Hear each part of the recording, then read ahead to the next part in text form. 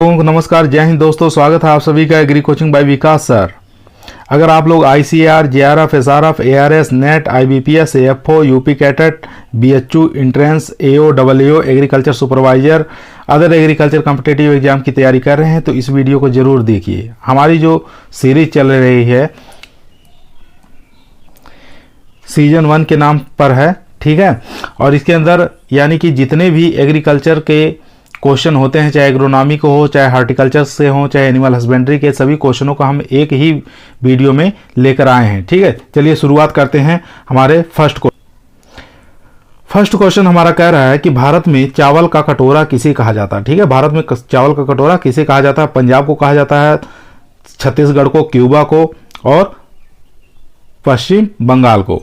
तो क्यूबा जान रहे हैं हमारे इंडिया में नहीं है, यानी कि ये ब्राजील के अंदर है, ठीक है। तो ये हमारा कट जा रहा है, यानी कि ये होगा नहीं। और पंजाब की बात कर लेते हैं। पंजाब को अन्न का कटोरा कहते हैं, ठीक है। पंजाब को क्या कहते हैं? अन्न का कटोरा कहते हैं। किसको? पंजाब को। और छत्तीसगढ़ को क्या कहते हैं? चावल का कटोरा कहा जाता है, ठीक है। ये आप याद रखेंगे, छत्तीसगढ़ को क्या कहते हैं? चावल का कटोरा। ये हमारा करेक्ट आंसर हो जाएगा।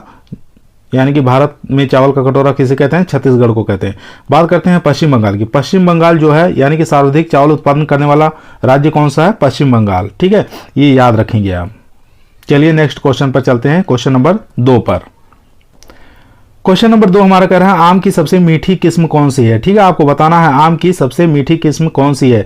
यानी कि ये चारों जो किस्में हैं, यानी कि रोजका है, रुमानी है, केसर है, चौसा है, ये चारों किस्में किसकी है? मैंगो की है, ठीक है। आपको बताना है सबसे मीठी किस्म कौन सी है। सोच समझकर उत्तर दीजिए आप लोग। बात करते हैं रोजका की। रोजका आम की उत्परिवर्तित द्वारा तैयार की गई किस्म है, ठीक है। आम की जो किस्म है उत्परिवर्तन द्वारा तैयार की गई किस्म कौन सी है? तो रोजका। ये एग्जाम में बहुत बार पूछा गया है। बात करते हैं रुमानी की। रुमानी कैसी किस्म है? यानी कि सेब के आकार के फल कौन सी किस्म के लगते हैं? रुमानी के लगते हैं, ठीक है। एप्पल के आकार के फल किस में लगते हैं? रुमानी में लगते हैं। बात करते हैं केसर की। केसर गुजरात की प्रमुख किस्म है, ठीक है। अगर पूछता है, काफ़ी एग्जामों में पूछा गया है कि गुजरात की सबसे प्रमुख किस्म कौन सी है, तो केसर हो जाएगी। अब सबसे मीठी किस्म आपको बताना है कौन सी हो जाएगी, तो चौसा। चौसा हमारी सबसे मीठी किस्म हो जाएगी, ठीक है। ये आंसर एकदम सही हो जाएगा। चलिए क्वेश्चन नंबर 3 पर चलते हैं। क्वेश्चन नंबर 3 हमारा कह रहा है कपास की खेती के लिए उपयुक्त मृदा कौन सी होती है, ठीक है। कपास की खेती के लिए सबसे अच्छी मृदा कौन सी होती है? दोमट मृदा, काली मृदा, रेतीली मृदा या ढेलेदार मृदा, ठीक है। सबसे अच्छी मृदा कपास की खेती के लिए आप लोग जानते हैं काली मृदा सबसे अच्छी मानी जाती है, ठीक है। तो आंसर हो जाएगा यानी कि दूसरा। और बात करते हैं दोमट मृदा, यानी कि कृषि के लिए सबसे अच्छी मृदा कौन सी मानी जाती है? तो दोमट मृदा हो जाएगी, ठीक है। अगर कपास की खेती के लिए पूछ रहा है तो काली मृदा हो जाएगी।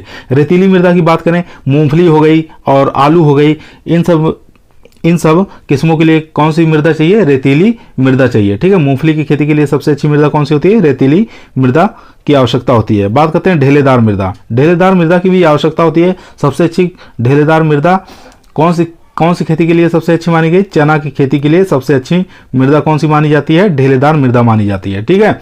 ये आप याद रखेंगे। अगर आप लोग हमारे चैनल पर नए आए हैं तो हमारे चैनल को लाइक, शेयर, सब्सक्राइब जरूर करिए, क्योंकि हमारे चैनल का नाम है agree coaching by Vikas sir, ठीक है। चलिए क्वेश्चन नंबर 4 पर चलते हैं। क्वेश्चन नंबर 4 हमारा कर रहा है निम्नलिखित में से असत्य कथन कौन सा है, ठीक है। 3 इसमें क्वेश्चन जो दिए हैं सत्य हैं और एक असत्य है। असत्य को आपको ढूंढना है। एक तरफ फ्रूट दिया हुआ है, एक तरफ फैमिली दिया हुआ है, ठीक है। चलिए दोस्तों देखते हैं मैंगो की फैमिली कौन सी है? एनाकार्डियेसी है। ये सही है कि गलत, ये आप लोग सोच विचार के लगाइए। बैर की रुटेसी, खजूर की पामी या एरिकेसी, अमरूद की मिर्टेसी, ठीक है। इसमें से बताना है कौन सा असत्य है, गलत कौन सा है, ठीक है। तो आम की फैमिली जो होती है एनाकार्डियेसी, ये सही है। बैर की फैमिली रुटेसी एकदम गलत है। खजूर की फैमिली पामी या एरिकेसी कहते हैं, ये भी एकदम सही है। और अमरूद की फैमिली मिर्टेसी या मार्टेसी होती है, ये भी एकदम करेक्ट है। यानी कि हमारा जो गलत आंसर आ रहा है यानी कि दूसरा, यानी कि बैर की फैमिली रोटेसी नहीं होती है, ये रहमन नेसी होती है, ठीक है। रहमन नेसी फैमिली होती है, ये आप याद रखेंगे। चलिए क्वेश्चन नंबर 5 पर चलते हैं। क्वेश्चन नंबर 6 हमारा कह रहा है कि निम्नलिखित में से कौन सा रोग यंत्र तांत्रिका रोग कहलाता है, ठीक है। आपको बताना है जो कि पशुओं में कभी कभी दिखाई देता है। ऐसा रोग जो पशुओं में कभी कभी दिखाई देता है, यानी कि पूरे अगर समूह में रह रहे हैं पशु, तो एक ही दो पशुओं में ये इसके लक्षण दिखाई देते हैं, तो ऐसे रोग को क्या कहा जाता है? यंत्र तांत्रिका रोग कहा जाता है। ठीक है, तो इसमें 4 ऑप्शन है, यानी कि पशु महामारी, पेंजोटिक रोग या स्पोरेडिक रोग या विदेशज रोग। ठीक है, पशु महामारी को एपिजोटिक भी कहा जाता है और पेंजोटिक रोग को पेंडेमिक रोग भी कहा जाता है। स्पोरेडिक रोग को विकिरण रोग कहा जाता है। विदेशी रोग को जानते ही हैं कि विदेशों से जो रोग आता है उसको विदेशज रोग के नाम से जाना जाता है, जिसको एक्जोटिक के नाम से भी जाना जाता है। ठीक है, तो इसका सही आंसर हो जाएगा यानी कि तीसरा स्पोरेडिक रोग, यानी कि ये वाला सही हो जाएगा। इसको क्या कहते हैं? यंत्र तांत्रिका रोग कहते हैं, यानी कि 1-2 ही पशुओं में होता है, अधिकतर सभी पशुओं को नहीं प्रभावित नहीं करता है। जैसे मान लीजिए कुत्ता है, कुत्ता को अगर रेबीज हो जाता है तो जिसको काटता है वही पशु प्रभावित होता है, सभी पशु इसमें यानी कि सभी कुत्ते प्रभावित नहीं होते हैं। ठीक है, इसको रेबीज को पागलपन रोग भी कहा जाता है, यानी कि इसमें क्या होता है? हाइड्रोफोबिया हो जाता है, पानी से डर लगता है। ठीक है, ये एक वायरस के कारण होता है। इसमें लार देख रहे हैं, लार के अंदर वायरस रहते हैं। ठीक है, तो जिस भी जानवर या पशु को काटता है तो उसके लार उसमें प्रवेश हो जाते हैं। अब बात करते हैं पशु महामारी। पशु महामारी क्या होता है? यानी कि बड़े क्षेत्र में, बहुत बड़ा क्षेत्र है, उसके अंदर अगर रोग लग जा रहा है तो यानी कि सभी को प्रभावित करेगा, है ना, उसको कहेंगे, क्या कहेंगे? पशु महामारी कहेंगे, यानी कि सभी पशुओं को प्रभावित कर देगा। जैसे इसका उदाहरण होता है प्लेग। ठीक है, क्या हो जाएगा? प्लेग उदाहरण हो जाएगा। एफएमडी, ये दोनों रोग पशु महामारी हैं, यानी कि प्लेग और एफएमडी को कहते हैं फुट माउथ डिजीज, जिसको खुरपका और मुंहपका रोग भी कहा जाता है। ठीक है, अब बात करते हैं सेकंड नंबर पेंजोटिक क्या होता है? पेंजोटिक यानी कि सभी जातियां, चाहे कुत्ते हों, चाहे गाय हो, चाहे भैंस, चाहे भेड़ बकरी, सभी में, यानी कि एक रोग सभी में लग जाएगा, सभी में हो सकता है। गाय भी हो सकता है, उसमें क्या नाम है, भैंस में भी हो सकता है। ठीक है, इसका उदाहरण मान लीजिए साल्मोनोसोलिस एक रोग है। ठीक है, यहाँ पे लिख दे रहे हैं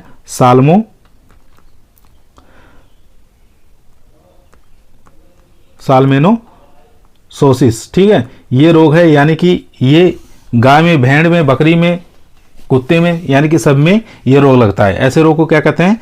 पेंजोटिक रोग के नाम से जाना जाता है। विदेशज रोग, यानी कि विदेशज रोग ऐसे होते हैं, यानी कि जो विदेशों से हमारे देश में पहुंचे हैं पशुओं द्वारा और यहाँ के पशुओं को प्रभावित किए हैं, तो ऐसे रोग को क्या कहा जाता है? विदेशज रोग कहा जाता है। जैसे दक्षिणी अफ्रीका का अश्व रोग इसका एक उदाहरण है। ठीक है, तो इसको आप याद रखेंगे, दक्षिणी अफ्रीका से अश्व रोग हमारे देश में आया है, पूरे पशुओं को प्रभावित कर दिया है। चलिए क्वेश्चन नंबर 6 पर चलते हैं। चलिए क्वेश्चन नंबर चलते हैं 9 पे।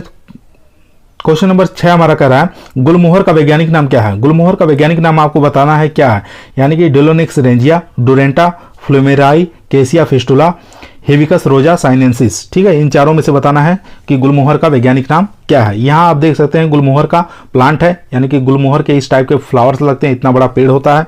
ठीक है, इसका सही आंसर हो जाएगा हमारा डिलोनिक्स रेंजिया। ठीक है, गुलमोहर का वैज्ञानिक नाम क्या हो जाएगा? डिलोनिक्स रेंजिया। ठीक है, और बाकी और भी प्लांटों की बात कर लेते हैं, डोरेंटा की बात कर लेते हैं।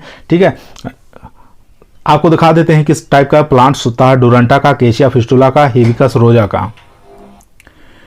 चलिए सेकंड ऑप्शन था हमारा डोरेंटा फ्लोमेराई। ठीक है, डोरेंटा फ्लोमेराई, ये गोल्डन डोरेंटा का वैज्ञानिक नाम होता है, डोरेंटा फ्लोमेराई। इस प्रकार के देख सकते हैं कि आप गार्डन वगैरह में गए होंगे तो घेराबंदी या उसको हैज के रूप में होते हैं, येलो कलर की इसकी पत्तियां होती हैं, छोटे छोटे प्लांट्स होते हैं, इसकी बार बार कटिंग की जाती है, सजावट के रूप में इसका प्रयोग किया जाता है। ठीक है, तो ये इस प्रकार के जो प्लांट्स होते हैं वो डोरेंटा के कहलाते हैं। ठीक है, ये गार्डन वगैरह में आपको देखने को मिल जाएंगे, छोटी छोटी येलो कलर की पत्तियां होती हैं।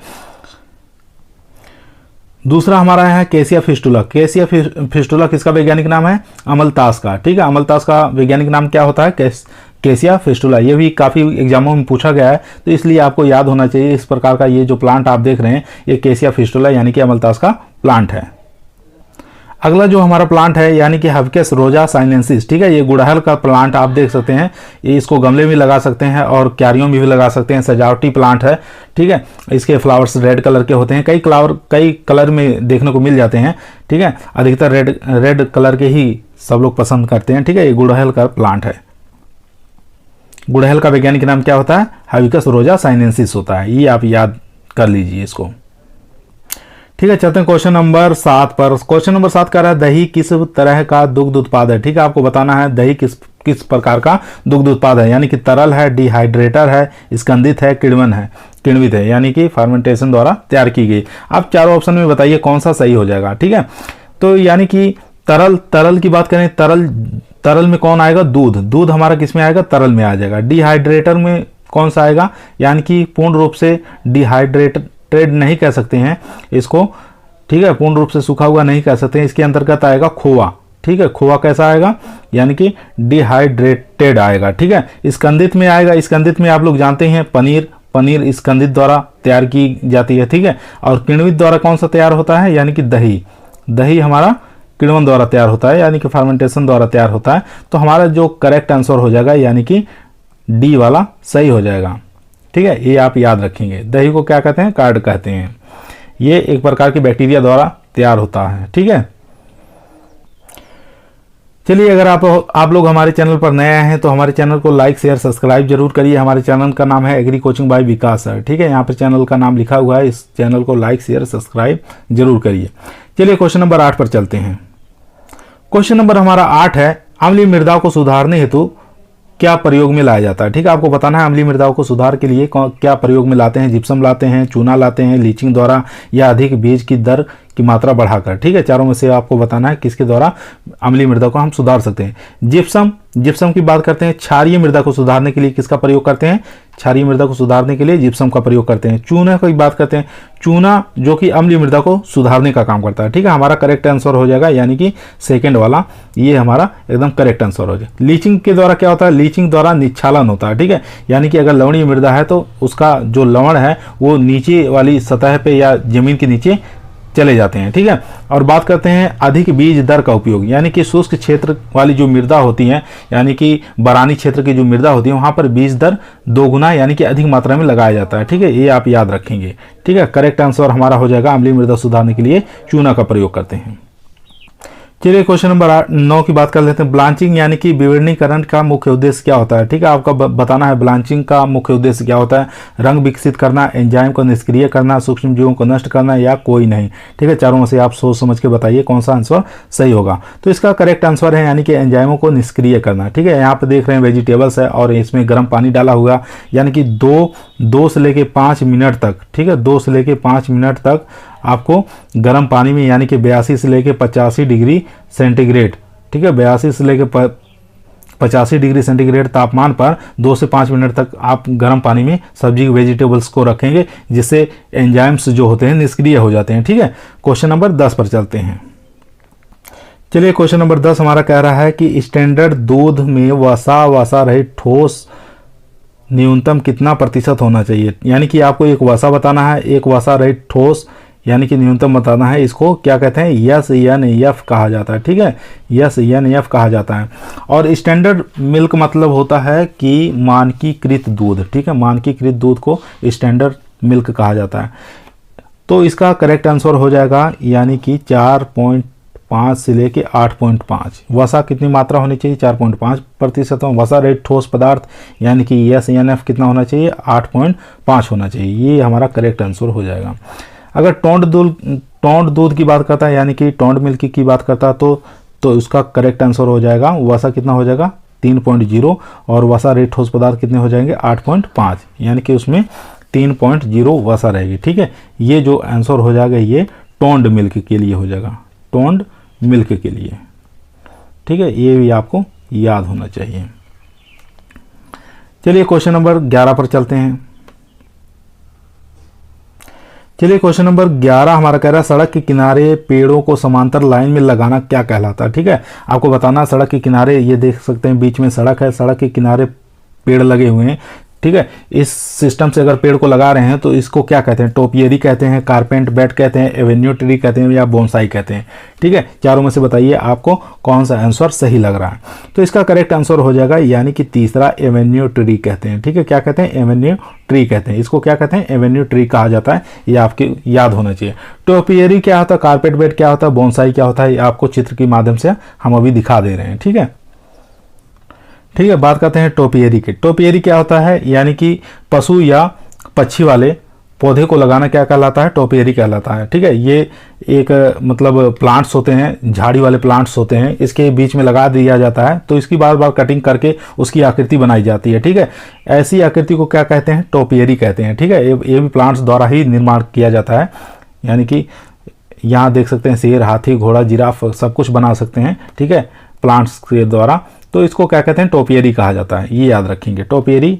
ये आपको गार्डन और बड़े बड़े गार्डनों में देखने को मिलेगा। ठीक है, ठीक है। कारपेट बेड क्या होते हैं, कारपेट बेड यानी कि आपका एक बेड बनाया जाता है जिसके अंदर क्या होता है, बीच बीच में फ्लावर्स वगैरह लगा देते हैं, और अक्षरों के बीच में क्या लगाते हैं, रंगीन फूलों की पत्तियों वाली या प्लांट्स को लगा दिया जाता है। ठीक है, ऐसे आपको गार्डन वगैरह में देखने को मिलते हैं। ठीक है, अक्षरों के बीच में आपको सुंदर लाल, पीले, नीले रंग की पत्तियों वाले प्लांट्स लगाए जाते हैं। ठीक है, जैसे दूर से दिखाई देगा कि मतलब ये अक्षर बने हुए हैं। ठीक है, ऐसे सिस्टम को क्या कहा जाता है, कारपेट बेड कहा जाता है। ठीक है, ये उद्यान विज्ञान की एक प्रमुख शाखा है।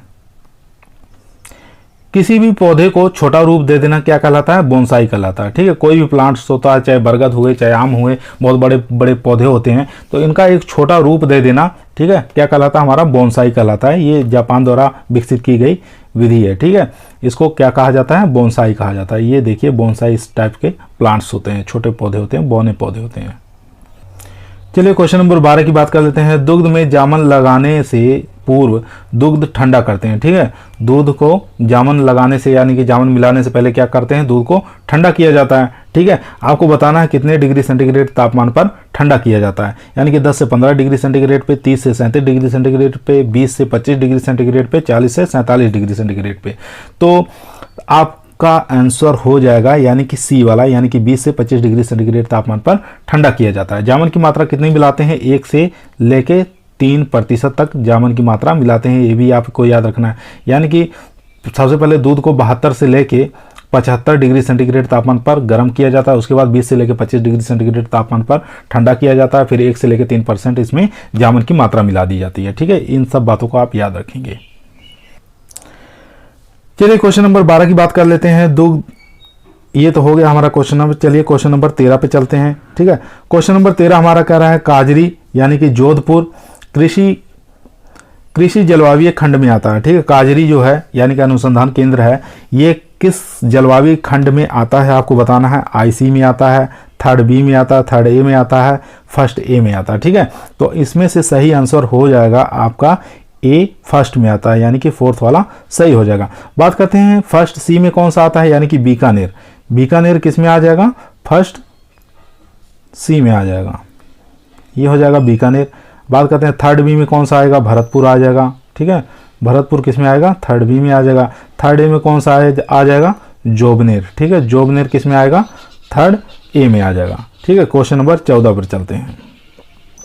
चलिए क्वेश्चन नंबर 14 की बात कर लेते हैं, यानी कि मैंड्रीन। मैंड्रीन किसको कहा जाता है, संतरा को कहा जाता है। ठीक है, इसका बॉटनिकल नेम क्या होता है, सिट्रस साइनेंसिस होता है, सिट्रस ओरेंटिफोलिया होता है, सिट्रस रेटिकुलेटा होता है, सीडियम गुआ जावा होता है। ठीक है, आप चारों में से बताइए कौन सा आंसर हमारा सही होगा। यानी कि पूछ रहा है मैंड्रीन जिसको संतरा कहा जाता है उसका वैज्ञानिक नाम क्या है। ठीक है, करेक्ट आंसर हो जाएगा सिट्रस रेटिकुलेटा, यानी कि तीसरा आंसर एकदम हमारा सही हो जाएगा। सिट्रस रेटिकुलेटा ये संतरे का वैज्ञानिक नाम होता है। बात करते हैं सीडियम गुआ जावा की। सीडियम गुआ जावा जो होता है ये अमरूद का वैज्ञानिक नाम होता है। ठीक है, अमरूद का वैज्ञानिक नाम क्या होता है, सीडियम गुआ जावा होता है। सिट्रस साइनेंसिस किसका होता है, सिट्रस साइनेंसिस माल्टा का होता है। ठीक है, ये आप याद रखेंगे, माल्टा का वैज्ञानिक नाम सिट्रस साइनेंसिस। सिट्रस ओरेंटिफोलिया किसका होता है, सिट्रस ओरेंटिफोलिया नींबू का होता है। ठीक है, ये भी आप याद रखेंगे। चलिए बात कर लेते हैं क्वेश्चन नंबर 15 की। क्वेश्चन नंबर 15 कर रहा है दूध से मशीन द्वारा क्रीम निकालने की विधि बताना है। ठीक है, दूध से मशीन द्वारा क्रीम निकालने की सबसे अच्छी विधि कौन सी है। ठीक है, गुरुत्वाकर्षण विधि, अपकेंद्रण विधि, आ और बा दोनों, कोई नहीं। ठीक है, चारों में से बताइए कौन सा सही है। ठीक है, ये दूध से क्रीम निकालने की विधि तो है गुरुत्वाकर्षण बल, लेकिन कैसी है, ये प्राकृतिक है। ठीक है, कैसी है, प्राकृतिक है, ये आप याद रखेंगे। ठीक है, गुरुत्वाकर्षण यानी कि दूध से क्रीम निकालने की प्राकृतिक विधि कौन से, गुरुत्वाकर्षण विधि वाला। ठीक है, अपकेंद्रीय विधि, अपकेंद्रीय विधि इसका सही आंसर हो जाएगा, यानी कि हमारा बी वाला एकदम करेक्ट आंसर हो जाएगा। ठीक है, इसको क्या कहते हैं, क्रीम सेपरेटर भी कहा जाता है। अपकेंद्रीय विधि क्या कहते हैं, ये जो मशीन देख रहे हैं क्रीम सेपरेटर विधि है। ठीक है, और इसको ये दो प्रकार की होती है, एक हाथों द्वारा चलाई जाती है, एक बिजली द्वारा यानी कि मशीन ईंधन द्वारा चलाई जाती है। ठीक है, ये जो आप देख रहे हैं ये ईंधन द्वारा चलाई जाती है, यानी कि इलेक्ट्रिक है। इसके अंदर दूध को डाला जाता है, क्रीम को निकाल लिया जाता है। ठीक है, यही दोनों में फ़र्क क्या है, हाथों द्वारा और जो लाइट द्वारा चलती है। हाथ द्वारा जो मशीन चलती है उसको 45 से लेकर 60 RPM, ठीक है, RPM यानी कि 1 मिनट के अंदर 45 से लेकर 60 चक्कर लगाती है। और जो लाइट द्वारा चलती मशीन है यानी कि दूध से क्रीम निकालने की जो मशीन है, तो उसमें 2000 से लेकर 400 RPM चक्कर लगाते हैं। कितने चक्कर लग जाते हैं 1 मिनट में, 2000 से लेकर 4000। ठीक है, 2000 से लेकर 4000 यानी कि RPM 1 मिनट के अंदर चक्कर लगाए जा सकते हैं। और बात कर लेते हैं, अगर दूध से हम क्रीम को निकाल लेते हैं तो कितनी मात्रा उसके अंदर क्रीम रह जाती है, तो 0.1% से कम मात्रा इसके अंदर क्रीम रह जाती है। ठीक है, वो सेपरेटर दूध कहलाता है हमारा। चलिए क्वेश्चन नंबर 16 की बात कर लेते हैं। किस विटामिन को राइबोफ्लेविन के नाम से जाना जाता है? ठीक है, आपको बताना है कौन सी ऐसी विटामिन है जिसको राइबोफ्लेविन के नाम से भी जाना जाता है। Vitamin B1, vitamin B2, B3, B5। ठीक है, चारों में से आप बताइए कौन सा सही हो जाएगा। यानी कि B1 को क्या कहते हैं, आप लोग जानते हैं, B1 को थायमिन भी कहा जाता है। ठीक है, थायमिन विटामिन कहा जाता है किसको, B1 को। बात कर लेते हैं B2 को B12 या B2 कह सकते हैं। B2 को ही राइबोफ्लेविन कहा जाता है। ठीक है, ये बेल के अंदर सबसे ज़्यादा मात्रा B2 की रहती है, बेल जो फ्रूट्स होते हैं। ठीक है, और बात कर लेते हैं दूध में भी, अंडा भी, मशरूम में भी, इन सब में भी विटामिन 2 की मात्रा अधिक रहती है। ठीक है, B3 जो है यानी कि इसको नियासिन कहा जाता है। क्या कहा जाता है, नियासिन। ये आप याद रखेंगे, नियासिन किस विटामिन को कहा जाता है, B3 को कहा जाता है। ठीक है, नियासिन कहा जाता है। और B5 को क्या कहते हैं, पेंटाथोनिक कहा जाता है। ठीक है, क्या कहते हैं, पेंटाथोनिक कहा जाता है, ये आप याद रखेंगे। ठीक है, B5 को पेंटाथोनिक, B3 को नियासिन कहा जाता है और B2 को राइबोफ्लेविन कहता है। B1 को क्या कहा जाता है, थायमिन कहा जाता है। ठीक है, ये आप याद रखेंगे।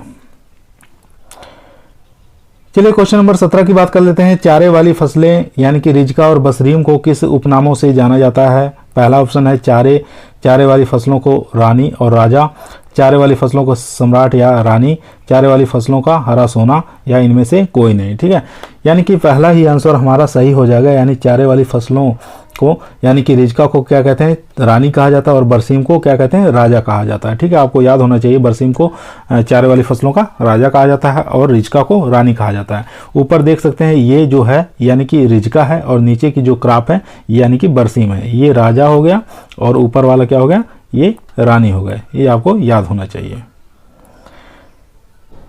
चलिए क्वेश्चन नंबर 18 की बात कर लेते हैं। दूध हेतु पाली जाने वाली भेड़ की नस्ल। ठीक है, आपको बताना है कि दूध के लिए कौन सी भेड़ की नस्ल पाली जाती है। सब लोग जानते हैं कि भेड़ जो होता है सिर्फ यानी कि ऊन उत्पादन के लिए ही पाला जाता है। ठीक है, लेकिन इसके साथ 2-3 और किस्में होती हैं, जैसे मांस उत्पादन के लिए भी पाल सकते हैं, ऊन उत्पादन के लिए और दूध उत्पादन के लिए, यानी कि त्रिप्रयोजनी नस्ल कह सकते हैं। ठीक है, ऐसी नस्ल आपको बताना है जिसका उपयोग मांस के रूप में, ऊन उत्पादन के लिए और दूध उत्पादन यानी कि तीनों के उद्देश्यों के लिए पाला जा सकता है। कौन सी नस्ल हो जाएगी, मगरा हो जाएगा, पूगल हो जाएगा, सोनाड़ी हो जाएगी, या मालपुरा हो जाएगी। ठीक है, आपको बताना है इन चारों में से कौन सा सही है। यानी कि हमारा करेक्ट आंसर हो जाएगा यानी कि सोनाड़ी। ये जो नस्ल आप देख रहे हैं ये सोनाड़ी नस्ल है। इसको एक अन्य नाम से भी जाना जाता है, जिसके किस नाम से जाना जाते हैं, चनोधर। ठीक है, चनोधर के नाम से भी जाना जाता है। और ये कहाँ की है, ठीक है, ये उदयपुर क्षेत्र की जाती है। ठीक है, उदयपुर क्षेत्र में इसको आसानी से पाला जाता है, यानी कि अधिकतर ये सोनाड़ी जो किस्म है उदयपुर क्षेत्र में ही पाला जाता है, राजस्थान में। बात करते हैं मगरा की। मगरा अधिकतर बीकानेर, चूरू और नागौर डिस्ट्रिक्ट में, राजस्थान में यहाँ पर देखने को मिलती है। बात करते हैं पूगल की। पूगल पूछा जाता है एग्जामों में, कारपेट के लिए सबसे अच्छी भेड़ की नस्ल कौन सी है? तो कारपेट के लिए सबसे अच्छी जो नस्ल है भेड़ की वो पूगल हो जाएगी। ठीक है, पूगल हो जाएगी, आप याद रखेंगे। सोनाड़ी के बारे में देख ही चुके हैं। अब बात करते हैं मालपुरा के बारे में। मालपुरा जो है यानी कि नवदे बनाए जाते हैं। मालपुरा से क्या बनाए जाते हैं, नवदे बनाने के लिए सबसे अच्छी वो है गलीचे। ठीक है, और गलीचे।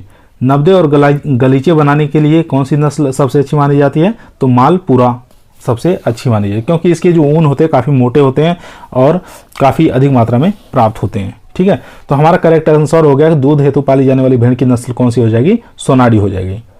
चलिए क्वेश्चन नंबर 19 पर।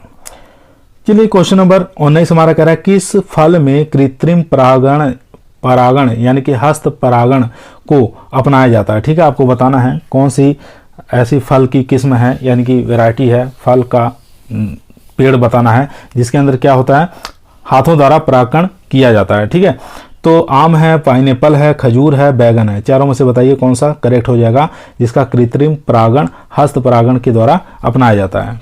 ठीक है, तो ये आप जो पेड़ देख रहे हैं ये किसका पेड़ है? यानी कि खजूर का पेड़ है। तो हमारा करेक्ट आंसर हो जाएगा खजूर, यानी कि 3 नंबर का करेक्ट आंसर हो जाएगा। ठीक है, अगर आप लोग हमारे चैनल पर नए हैं तो हमारे चैनल को लाइक शेयर सब्सक्राइब जरूर करिए। हमारे चैनल का नाम है agree coaching by Vikas sir. ठीक है, और भी जैसे मैंगो में परागण किसके द्वारा होता है इसके बारे में देख लेते हैं। ठीक है, यहाँ देखिए ये मैंगो का फ्लावर्स है, फूल हैं, और इसमें जो परागण होता है यानी कि किसके द्वारा होता है? घरेलू मक्खी द्वारा होता है, हाउस फ्लाई द्वारा होता है इसका परागण। ठीक है, मैंगो के अंदर।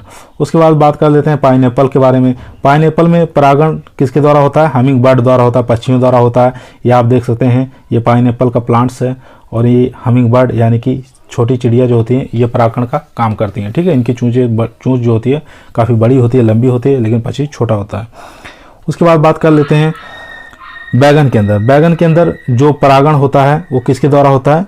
यानी कि किसके द्वारा होता है?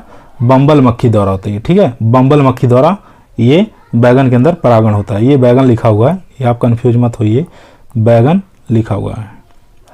ठीक है, ये बैगन का फ्लावर्स है और ये बम्बल मक्खी है। ठीक है, ये आप याद रखेंगे। ठीक है, क्वेश्चन नंबर हमारा 20 कह रहा है कि गाजर का लाल रंग किसके कारण होता है? आपको बताना है कैरोटीन के कारण, एंथोसाइनिन के कारण, जेंथोफिल के कारण, उपरोक्त सभी के कारण। ठीक है, जो हमारा इसका करेक्ट आंसर हो जाएगा यानी कि एंथोसाइनिन के कारण क्या होता है? एंथोसाइनिन के कारण गाजर का लाल रंग। ये देख सकते हैं गाजर का लाल रंग किसके कारण होता है? एंथोसाइनिन के कारण होता है। ठीक है, आगे आपको दिखा देने हैं कि ये देखिए 2 प्रकार की गाजर होती है, एक रेड गाजर है, एक येलो गाजर है। ठीक है, तो रेड वाली जो गाजर होती है किसके कारण होती है? नारंगी का, ये देख सकते हैं यहाँ नारंगी गाजर भी है। ठीक है, नारंगी जो गाजर होती है किसके कारण होती है? कैरोटीन के कारण होती है। ठीक है, और येलो कलर की गाजर किसके कारण होती है? जेंथोफिल के कारण होती है। ठीक है, और बाकी यहाँ पे लाल पूछा था, लाल रंग किसके कारण होती है? एंथोसाइनिन के कारण होती है। ठीक है, ये आप याद रखेंगे। उसके बाद क्वेश्चन नंबर हमारा 21 नंबर क्वेश्चन हमारा कह रहा है कि दिल्ली दुग्ध योजना, ठीक है, दिल्ली दुग्ध योजना दिल्ली मिल्क स्कीम की स्थापना कब और कहाँ हुई थी? आपको बताना है कि दिल्ली दुग्ध योजना की स्थापना कब और कहाँ हुई थी? 1959 दिल्ली में, 1967 दिल्ली में, 1959 दिल्ली करनाल हरियाणा में, और 1967 करनाल में। ठीक है, आपको बताना है इसमें से कौन सा सही आंसर है। इसका जो करेक्ट आंसर हो जाएगा यानी कि ए वाला सही हो जाएगा, 1959 में। ठीक है, 1959 में दिल्ली में। तो उस समय प्रधानमंत्री कौन थे? उस समय प्रधानमंत्री जो थे जवाहरलाल नेहरू जी थे। ठीक है, अगर बात करते हैं राष्ट्रपति कौन थे? डॉक्टर राजेंद्र प्रसाद उस समय राष्ट्रपति थे। यानी कि शुरुआत कब हुई थी? 1 नवंबर। ठीक है, 1 नवंबर 1959 को। ठीक है, ये दिल्ली में इसकी स्टार्टिंग हुई थी, इसलिए इसका नाम पड़ा दिल्ली मिल्क स्कीम। ठीक है, 1 नवंबर 1959 को लॉन्च किया गया था और उस समय राष्ट्रपति थे डॉक्टर राजेंद्र प्रसाद और प्रधानमंत्री थे डॉक्टर जवाहरलाल नेहरू। ठीक है, इन दोनों के नेतृत्व में इस स्कीम को चलाया गया। चलिए क्वेश्चन नंबर 22 की बात कर लेते हैं। प्रथम मानव निर्मित सब्जी बताना है। बहुत बार एग्जामों में आया है, यहाँ तक AO, AAO, IBPS, AFO में भी इस क्वेश्चन को उठाया गया है। ठीक है, प्रथम मानव निर्मित सब्जी बताना है कौन सी है। ठीक है, ये अगर आप लोग पहचान रहे हैं तो बता देंगे कि प्रथम मानव निर्मित सब्जी कौन सी है। ये देख सकते हैं यही सब्जी है जो प्रथम मानव निर्मित सब्जी है। पहले का ऑप्शन है लेट्यूस, मोरिंगा, चेक्यूर, मेरिस, रूटा बांगा। ठीक है, इसमें से आप बताइए कौन सा सही है। यानी कि करेक्ट आंसर हो जाएगा हमारा रूटा बागा। ये जो सब्जी देख रहे हैं ये रूटा बागा के नाम से जाना जाता है, यानी कि प्रथम मानव निर्मित सब्जी है। फर्स्ट ऑप्शन में था हमारा लेट्यूस। लेट्यूस क्या है, यानी कि पत्तेदार सब्जी है, इस प्रकार की दिखाई देती है। ठीक है, फर्स्ट ऑप्शन में आप देखे थे कि लेट्यूस था, तो लेट्यूस किस प्रकार का होता है, तो इस प्रकार की हरे पत्तेदार सब्जी होती है, वेजिटेबल्स होती है, तो आप देख सकते हैं इसको। चलिए उसके बाद एक सब्जी थी मोरिंगा। ठीक है, मोरिंगा यानी कि ये इसकी मोरिंगा की पत्तियां इस प्रकार की होती है और इसकी फली जो होती है इस प्रकार की होती है। गांव में इसको सहजन के नाम से भी जानते हैं। ठीक है, सहजन के नाम से भी जाना जाता है, यानी कि इसकी पत्तियां और जो वेजिटेबल्स, फल्स और फूल जितने भी चीज़ होते हैं सब काफ़ी मोस्ट होते हैं, क्योंकि काफ़ी अधिक मात्रा में इसके अंदर पोषक तत्व पाया जाता है और कैल्शियम की तो भरपूर मात्रा में पाया जाता है। ठीक है, इसको मोरिंगा या सहजन के नाम से भी जाना जाता है।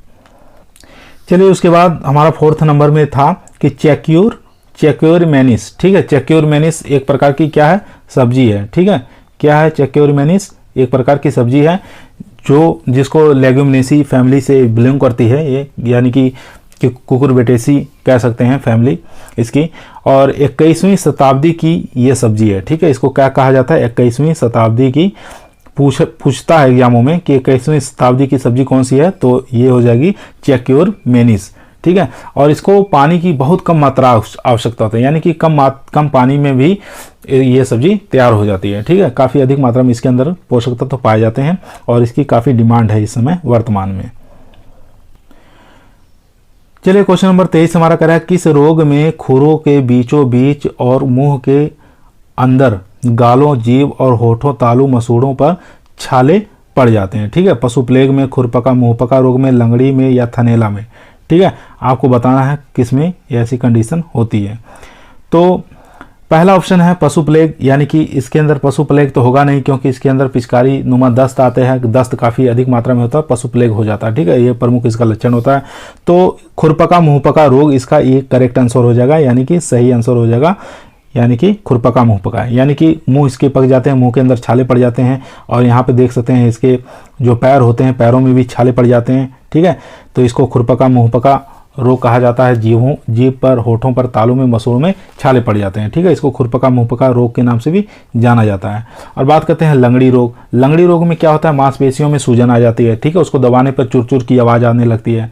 ठीक है, इस प्रकार के लक्षण दिखाई देते हैं लंगड़ी रोग। ठीक है, जिसको चुरचुरिया रोग के नाम से भी जाना जाता है। बात करते हैं थनेला रोग। थनेला रोग यानी कि थनों में लगने वाला रोग है, यानी कि दूध पतला हो जाता है, दूध को जब हम निकालेंगे तो उसमें छेछड़े पड़ जाएंगे, दूध फटा दिखाई देगा। ठीक है, इस प्रकार के लक्षण थनेला रोग में दिखाई देते हैं। ठीक है, दूध की मात्रा कम हो जाती है और थन के अंदर गांठ बन जाती है, यह एक बैक्टीरिया के कारण होता है। चलिए क्वेश्चन नंबर 24 पर चलते हैं। चलिए क्वेश्चन नंबर 24 कह रहा है मुर्गी का औसतन तापमान होता है। ठीक है, वो मुर्गी का टेम्परेचर आपको बताना है कितना होता है।